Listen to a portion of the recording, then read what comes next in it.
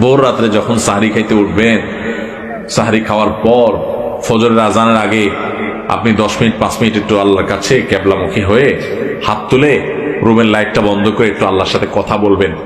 মানুষের সাথে বহুত কথা বলছেন, আল্লাহর সাথে একটু কথা বলে দেখেন। আল্লাহর সাথে কথা বলার স্বাদ আছে ভাই, অনেকে জীবনে একবারও এই স্বাদ পান নাই। একটু কথা বলে দেখেন। ভোর রাতে সাহরি খেতে উঠলে 10টা মিনিট একটু হাত তুলে কথা বলেন। কিভাবে কথা বলবেন? কথা বলবেন এইভাবে, ও আল্লাহ, কত গুনাহ আমি করেছি, কত পাপাচার আমি করেছি, মরতে আমার হবে, তোমার কাছে যাওয়া আমার লাগবে আল্লাহ।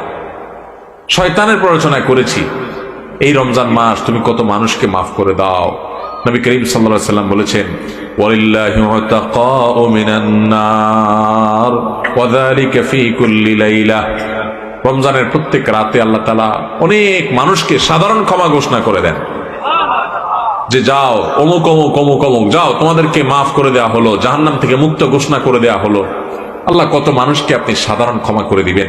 আল্লাহ আপনার সাধারণ ক্ষমা পাওয়ার জন্য কোনো যোগ্যতার দরকার হয় না, আপনি চাইলে যাকে তাকে মাফ করে দিতে পারেন। দুনিয়ার প্রেসিডেন্ট প্রধানমন্ত্রী চাইলে একটা দেশের যাকে তাকে যা খুশি তা দিয়ে দিতে পারে। তাদের যদি ক্ষমতা, তারা তো মানুষ। আল্লাহ আপনি তো মহান সৃষ্টিকর্তা, আপনি তো চাইলে আমার সব অপরাধগুলো মাফ করে আমাকে ফেরেশতা বানায় ফেলতে পারেন, পারেন না আল্লাহ? তো আল্লাহ আপনি